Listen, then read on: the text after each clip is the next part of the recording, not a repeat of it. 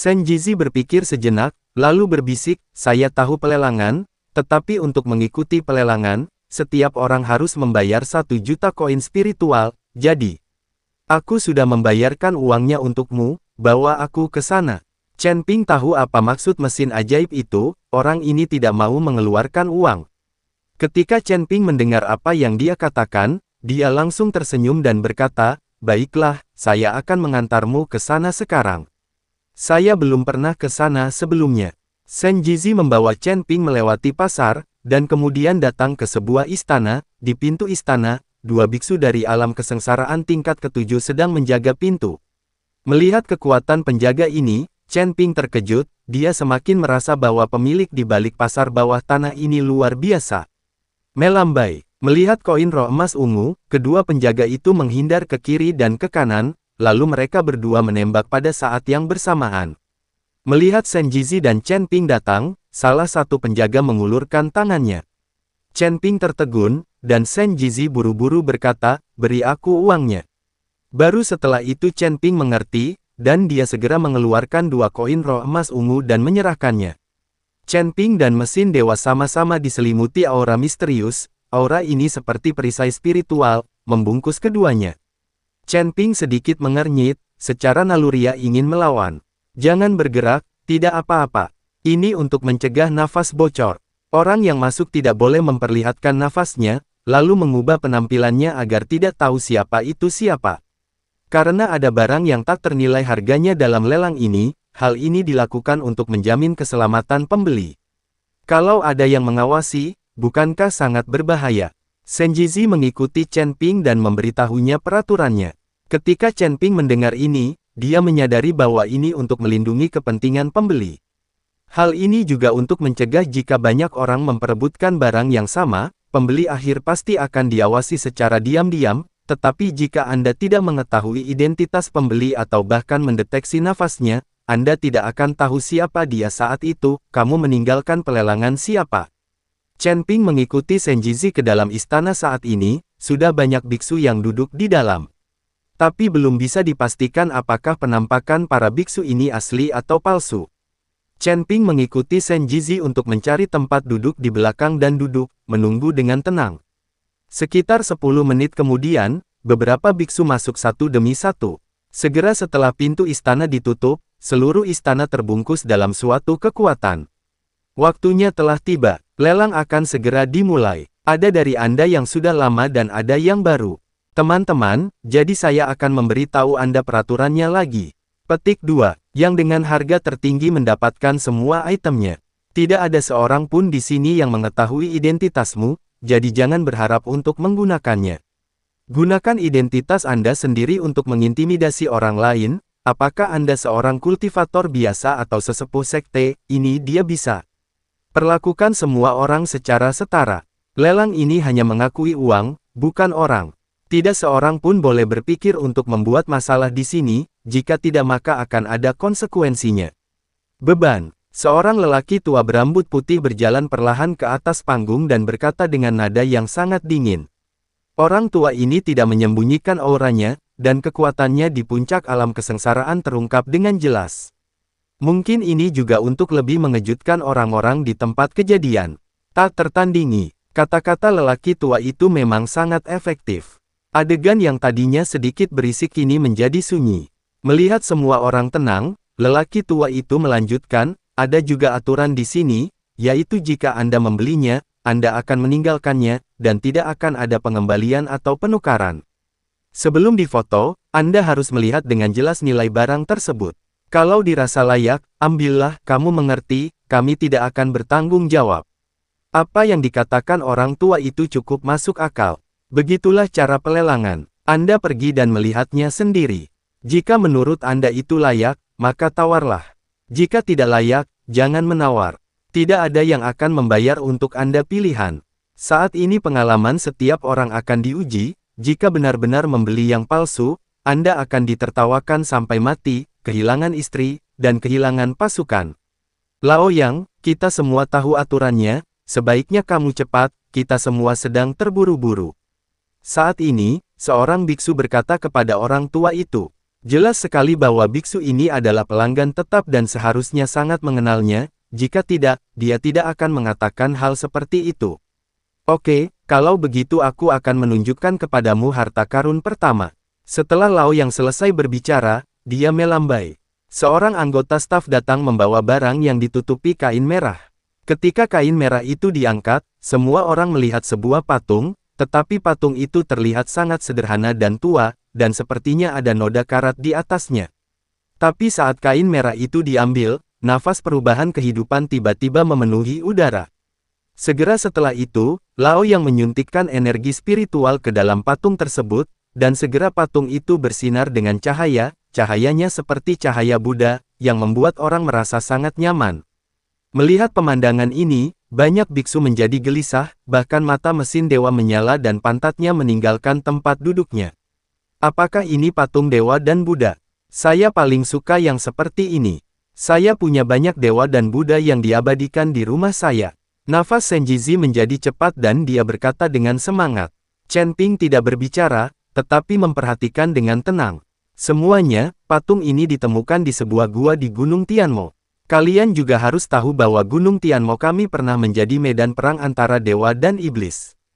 Kekuatan besar yang tak terhitung jumlahnya jatuh di Gunung Tianmo, jadi tidak mudah untuk menyebarkan beberapa harta karun normal. Meskipun patung ini agak rusak dan tua sekarang, masih ada pesona yang mengalir di atasnya. Jika ada yang menginginkannya, mereka dapat mengambilnya hanya dengan 5 juta koin roh. Tentu saja yang memiliki harga tertinggi akan mendapatkannya. Jika ada yang menaikkan harga, tidak apa-apa. Harga dasarnya 5 juta. Lao yang memperkenalkan kepada semua orang. Apa yang terjadi tahun ini? Item pertama adalah kelas berat. Sepertinya sesuatu yang ditinggalkan oleh makhluk abadi. 5 juta, harganya tidak mahal, tapi agak terlalu buruk. Seharusnya ada barang bagus nanti, tunggu dan lihat saja. Banyak biksu yang berbisik. Tapi Senjizi mengangkat tangannya dengan tidak sabar dan berkata, saya akan menawarkan 5 juta. Chen Ping memandang Senjizi, pria yang suka mencari uang, tetapi dia tidak menyangka bahwa dia akan menjadi murah hati.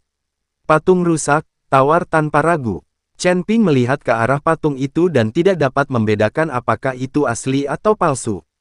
Lagi pula, mereka terhalang untuk bernapas dan tidak dapat memancarkan kesadaran spiritual untuk mendeteksinya. Anda tidak dapat mengetahui apapun hanya dengan melihatnya dengan telanjang mata. Pada pandangan pertama, seseorang sebenarnya menginginkan barang palsu ini. Pada saat ini, Raja Iblis Ciyun berbicara di lautan kesadaran Chen Ping. Apakah ini palsu? Chen Ping tercengang. Tentu saja, para dewa dan Buddha tidak terlihat seperti ini, dan cahaya yang barusan bukanlah cahaya Buddha. Sekelompok orang bodoh pasti belum pernah melihat cahaya Buddha yang sebenarnya. Dengan menggunakan mata Tianmingku, aku bisa melihatnya sekilas. Setelah Raja Iblis Ciyun selesai berbicara, Chen Ping merasa dunia di depannya tiba-tiba berubah warna. Raja Iblis Ciyun membuka mata Tianming untuknya pada saat ini, garis-garis muncul pada patung di mata Chen Ping. Chen Ping menatap patung itu dengan cermat, dan dia tiba-tiba mengerti. Cahaya Buddha macam apa yang ada di sana tadi, serta aura perubahan kehidupan, semuanya disebabkan oleh pola susunan yang sangat kecil yang diukir di dalam patung, dan kemudian pola susunan tersebut dibuka melalui kekuatan spiritual, dan kemudian akan ada cahaya itu. Karena formasi ini ada di dalam patung, tidak mungkin dilihat dengan mata telanjang. Melihat patung Buddha palsu tersebut, Chen Ping tiba-tiba menjadi waspada, sepertinya pelelangan ini akan membatasi nafas mereka dan mencegah orang memperlihatkan nafasnya. Bukan untuk alasan keamanan, tapi untuk memudahkan mereka menjual barang palsu. Toh tidak ada satupun yang bisa dideteksi dengan memancarkan aura kesadaran spiritual, namun sulit dibedakan dengan mata. Dalam hal ini, Anda bisa terang-terangan menjual barang palsu tanpa takut ketahuan. Benar saja, darah setiap kapitalis itu kotor. Chen Ping tidak bisa menahan perasaan jijik di dalam hatinya. Siapapun yang dapat membuka pasar bawah tanah dan pelelangan seperti itu harus berada di sini demi uang. Karena ini demi uang, maka dia akan melakukan apapun. Ini mungkin jadilah sifat manusia. Saya menawarkan 6 juta. Seseorang juga mengangkat tangannya dan menawarkan harga. Hal ini membuat Senjizi sedikit mengernyit dan jantungnya bergetar. Tapi melihat patung Buddha di depannya, Shen Jizi hanya bisa mengangkat tangannya lagi dan berkata, saya akan menawarkan 7 juta. Kali ini Shen Jizi mengertakkan gigi dan menawar, jika dia tidak terlalu menyukainya, dia tidak akan bisa melanjutkan penawaran. Saya akan membayar 8 juta. Pria itu melirik Shen Jizi dan meneriakkan harga dari atas lagi. Mata Shen Jizi membelalak karena marah, dan dia hendak bergerak, tapi ditarik keras oleh Chen Ping. Kali ini, Shen Jizi hampir jatuh ke tanah. Shen Jizi memandang Chen Ping dengan bingung, dan Chen Ping berbisik, berhenti berteriak, patung Buddha ini palsu. Shen Jizi terkejut. Namun, kalimat ini langsung menarik perhatian banyak orang, dan Shen Jizi buru-buru merendahkan suaranya dan berkata, bagaimana kamu tahu itu palsu? Jangan khawatir, lagi pula itu palsu. Ada susunan kecil di patung Buddha ini. Selama kekuatan spiritual dicurahkan ke dalamnya, susunan itu akan terbuka dan memancarkan cahaya yang mirip dengan cahaya Buddha. Chen Ping mengikuti Shen Jizi dan berkata, ketika Shen Jizi mendengar ini, dia menatap Chen Ping dengan ragu, tapi dia tidak menggunakannya untuk menawar. Yang tua memandang Shen Jizi dengan tenang, seolah menunggunya untuk menawar.